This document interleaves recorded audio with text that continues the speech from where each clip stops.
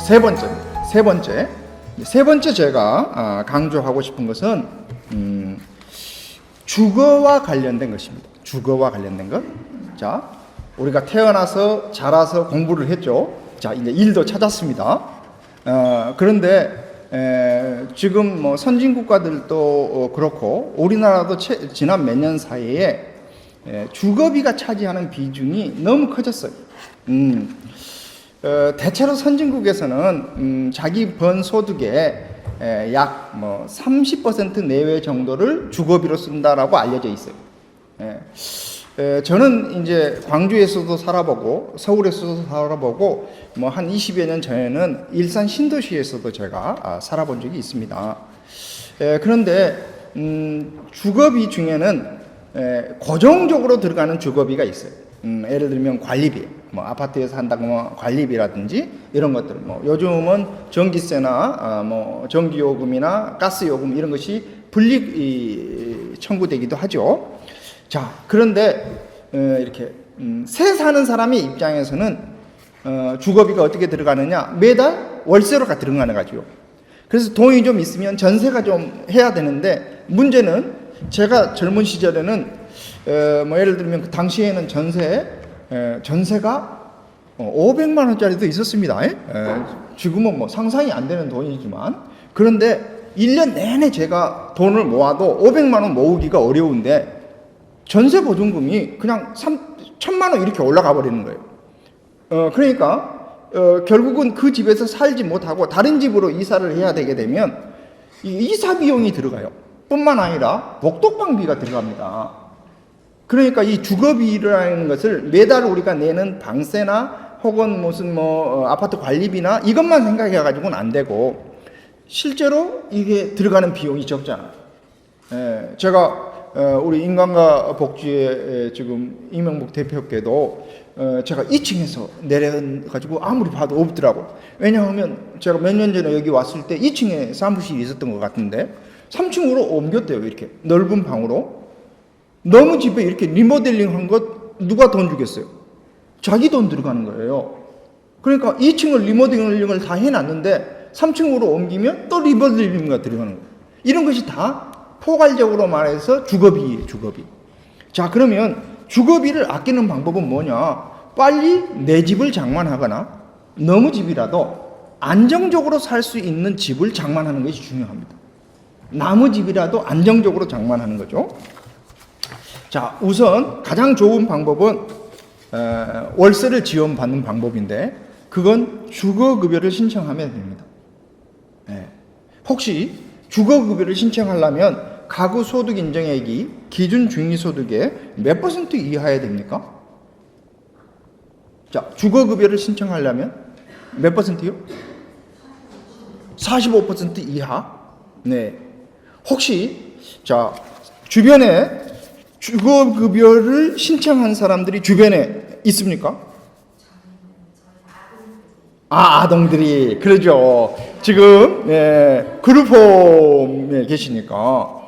자, 그러면 주거급여는 어떤 사람들이 신청하면 받을 확률이 높을까요? 주거급여. 우리 주변에 있는 사람들 중에 이런 이제 그룹홈에 있는 아동들이라고 하면 대체로 과거에 우리가 요보 아동이라고 불렀던 사람들이에요. 보호자가 없거나 있더라도 보호할 능력이 안 되거나 또 학대 피해 아동 같은 그런 아동들이에요. 그런데 이제 그런 아동뿐만 아니라 우리 주변에서 볼 수 있는 사람들 중에 어떤 사람이 주거급여를 신청하면 받을 가능성이 높을까요? 우리 우정부에서 오신 분들. 자, 이렇게 생각하시면 돼요. 우리 동네에 살고 있는 사람들 중에서 반지하, 옥탑방, 또 무슨 쪽방 뿐만이 아니라 예를 들면 뭐 이렇게 농촌 지역에 보면 자기 집이 있더라도 허름한 집에서 살고 있는 분들, 이런 분들 자기 소득이 별로 없다. 그러면 웬만하면 주거급여 신청하면 받을 수가 있습니다. 제가 예상하기에는 우리나라 국민이 지금 5천만 명이라면 적어도 100만 명 이상이 지금 당장 신청해도 받을 수 있다고 저는 생각을 해요. 그런데 신청하지 않습니다. 뿐만 아니라 제가 보기에는 어떤 사람들이 주거급여를 신청하면 받을 가능성이 높냐, 지금 대학교 다니고 있거나 하는데 부모랑 완전히 떨어져서 살고 있는 사람들. 그러니까 예를 들면 기숙사에 있거나 이런 정도가 아니라 30세 이상 정도로서 사실상 부모하고 독립해서 사는 사람들. 이런 사람들은 그러니까 고등학교 막 졸업해가지고 이렇게 분가해서 사는 청년들은 국가가 아직은 떨어져 살아도 한 가구로 봐요. 부모의 가구라고 봐. 그런데 성인이 되어서 뭐 직장 생활을 좀 한두 해 하다가 뭐 지금은 일자리를 잃어가지고 다시 대학이라도 가야 쓰겠다 이렇게 해가지고 학생이 신분으로 있다. 그러면 주거급여 신청하면 주게 돼 있어요. 왜냐하면 주거급여는 해당 가구의 소득과 재산만 보도록 되어 있습니다. 부모의 소득과 재산을 보거나 자녀의 소득과 재산을 보지 않아요. 그러면 또 어떤 분들이 받을 확률이 매우 높냐? 지금 우리 동네에 있는 노인들만 사는 가구들, 또 자녀들 한두 명씩 키우고 있는 한부모 가구들, 이런 가구들의 경우에는 신청하면 주거급여 받을 가능성이 매우 높습니다. 그런데 신청을 하지 않으면 안 줍니다. 왜냐하면 주거급여는 부양 의무자 기준이 없습니다. 이게 폐지가 됐어요. 그럼에도 불구하고 많은 사람들은 이제 고정관념을 가지고 있는 것이죠. 주거급여 수급자는 기초생활 수급자니까 기초생활 수급자는 자녀의 소득과 재산을 본다더라. 그래서 괜히 내가 신청해가지고 자녀들에게 폐를 끼치지 않을까 이렇게 생각하거나, 또 젊은이들의 경우에는 괜히 내가 신청해가지고 부모님들에게 민폐를 끼치는 것이 아닐까 이렇게 생각하고 신청 안 하면 안 주고 신청하면 준다는 거죠. 자, 물론 제가 아까 대학생일 경우 갈 가능성이 높다라고 했는데 이유는 여기에 있습니다. 예를 들어서 어떤 사람이 한 150만 원 정도를 번다고 그냥 계산하기 쉽게 140만 원 정도를 번다고 가정합시다. 자, 그럼 140만 원을 버는 사람은 소득평가액이 얼마입니까? 자, 근로소득이 140만 원이다. 소득평가액이 얼마입니까? 140만 원일까요? 자, 140만 원의 소득평가액은 140만 원 곱하기 70%입니다. 그러면 100만 원은 70만 원이고 40만 원은 47이 28만 원이니까 대충 98만 원일까요? 그러니까 140만 원을 버는 사람은 98만 원을 버는 것으로 국가가 간주한다는 것입니다. 자, 그런데 대학생이면서 140만 원을 번다. 이게 쉽지 않아요. 가정을 그렇게 하는 겁니다. 그러면 40만 원을 우선 공제를 받습니다. 100만 원의 70%만을 소득으로 봅니다. 그러면 70만 원만 버는 것으로 간주하는 거예요. 자, 그래서 만약에 둘이 산다. 그러면 이게 2인 가구의 소득이 중위소득이 얼마이고 그것의 45%는 얼마인가 이걸 계산해 보면 대개 대학생은 주거급여를 받을 가능성이 매우 높습니다. 그래서 제가 한부모 가족 중에 어려운 사람이 있다. 그러면 차라리 대학을 가보시오. 그러면 많은 분들이 그러면 대학 가면 어떻게 누가 지원해 줍니까? 이런 얘기를 해요. 예. 대학생은 학생이기 때문에 법적으로 근로 의무가 없습니다. 근로 의무가 없어요. 그러면 생계급여를 주도록 되어 있다는 뜻입니다. 그래서 만약에 한 50만 원이라도 매달 번다. 그러면 50만 원에서 40만 원을 공제하니까 10만 원이고 10만 원에 70%니까 7만 원만 번 것으로 간주하고 생계급여에서 7만 원만 빼고 주는 것입니다. 자, 그래서 저는 여러분들이 이제 이런 제도들을 적극적으로 활용을 해야 된다고 봐요. 특히 우리 지금 공동생활 가정에서 오신 분에게 제가 좀 강조하고 싶은 것이 이제 살 때는 주거급여 수급자인데 나가면 어떻게 돼요? 뭐 맞춤형으로 제가 컨설팅을 해드릴게요. 맞춤형으로. 이제 저는 아동 양육시설이나 공동생활가정이나 가정위탁 지원을 받는 사람들이 있다.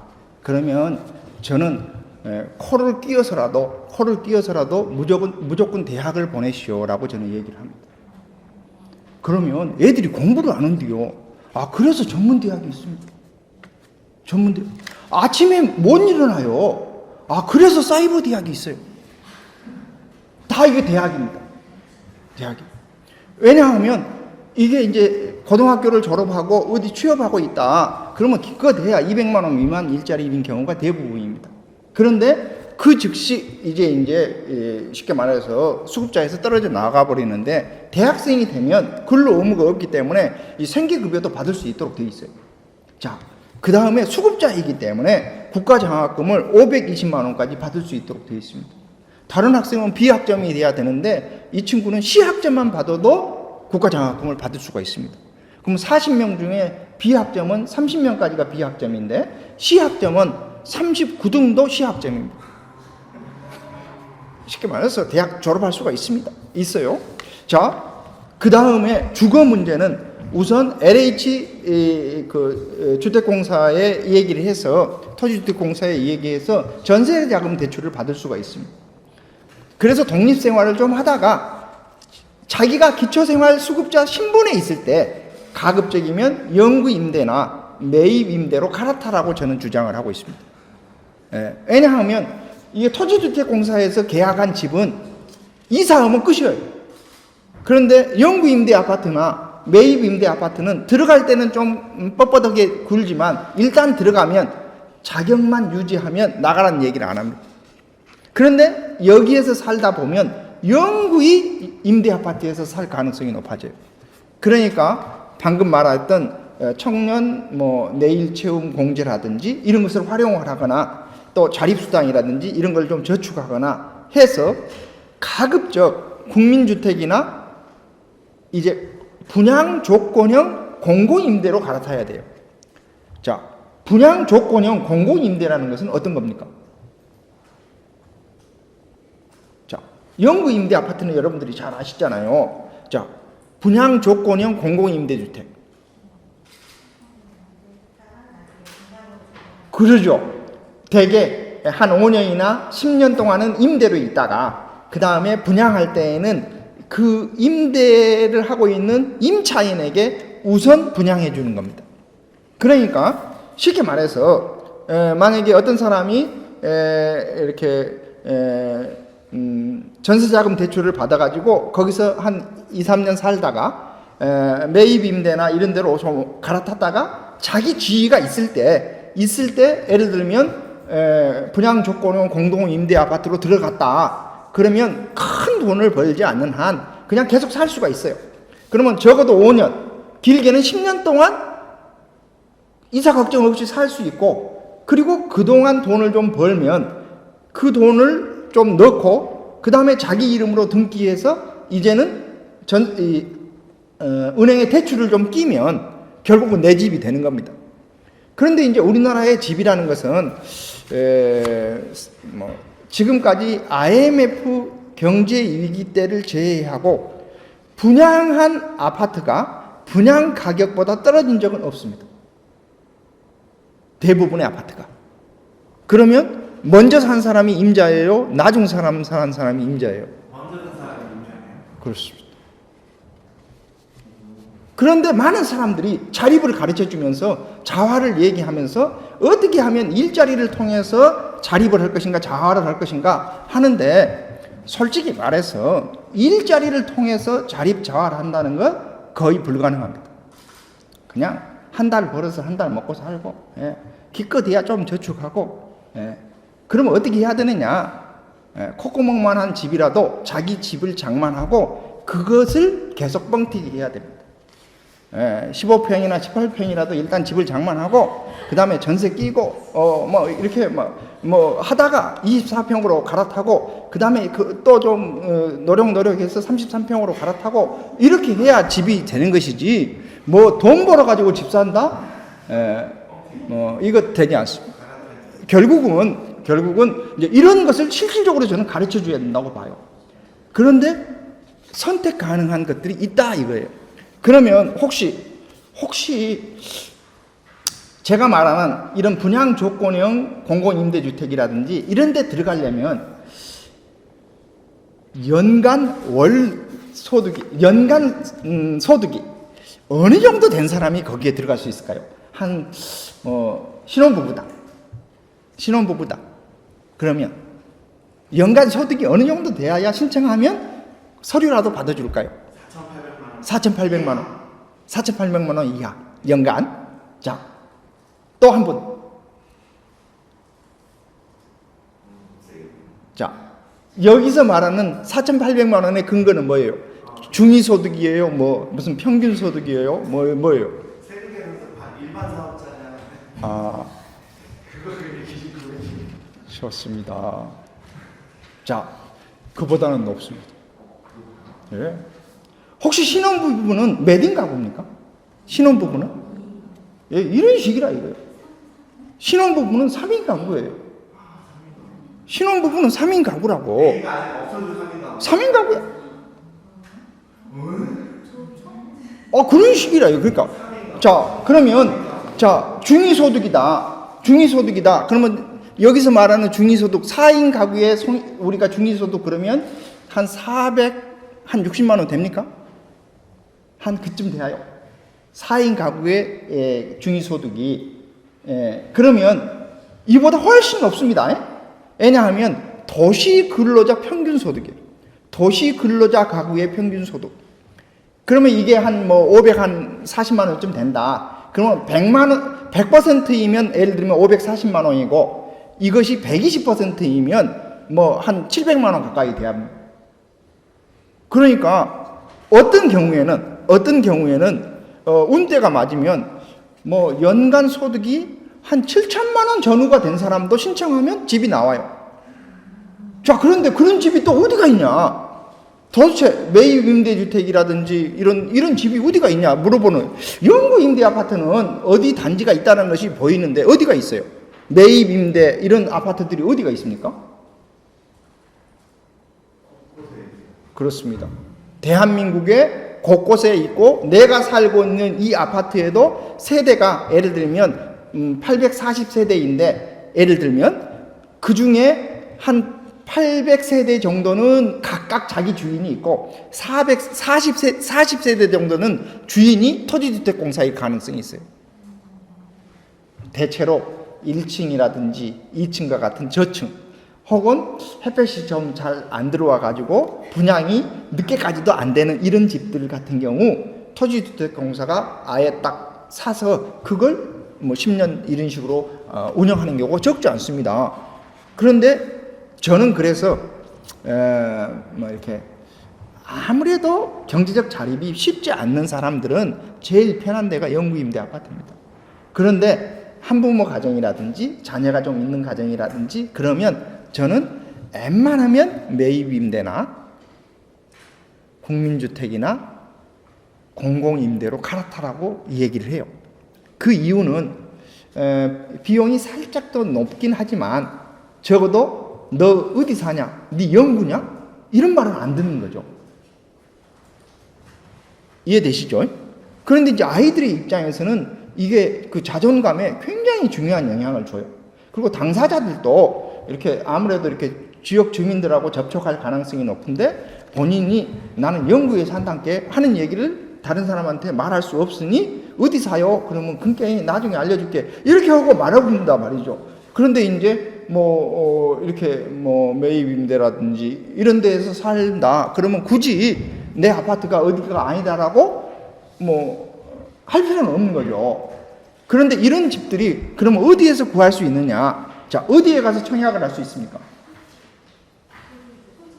예, 토지주택공사에 가서 청약을 할 수 있습니다. 그래서 자주 여러분들이 핸드폰으로 그냥 LH 청약센터를 자주 가기로 딱 해놓으면 어디에서 뜨는지 정보가 계속 있습니다. 그래서 이제 이런 것들을 적극적으로 활용해 주시고 오늘 오신 분들 중에 젊은 분들이 많이 계시는데 혹시 내 집 장만을 못 하신 분이 계시다면 오늘 이 토지주택공사를 완벽하게 공부를 해서 이렇게 지난 몇 년 사이에 엄청나게 이런 것들이 많습니다. 보세요. 영구임대 있죠, 매입임대 있죠, 국민임대 있죠, 공공임대 있죠, 행복주택이 있죠. 그 다음에 무슨 최근에 노인들을 위해서 공공실버주택이 있죠. 그 다음에 무슨 뭐 청년들을 주로 위해서 사회주택 같은 것도 많이 만들어져 있어요. 그러니까 이제 이런 것들이 자기에게 맞게 적극적으로 자원 개발을 하고, 가장 좋은 것은 영구 임대에서는 사시지 말고 웬만하면, 왜냐하면 영구히 임대에서 살 가능성이 높아져요. 그러니까 갈아타는 방법을 연구를 하시고, 특히 우리 선생님 같은 경우에는 적극적으로 그걸 해서 좋은 사례가 나오면 다른 공동생활가정 원장님이나 또 사회복지사들에게도 알려주시기 바랍니다.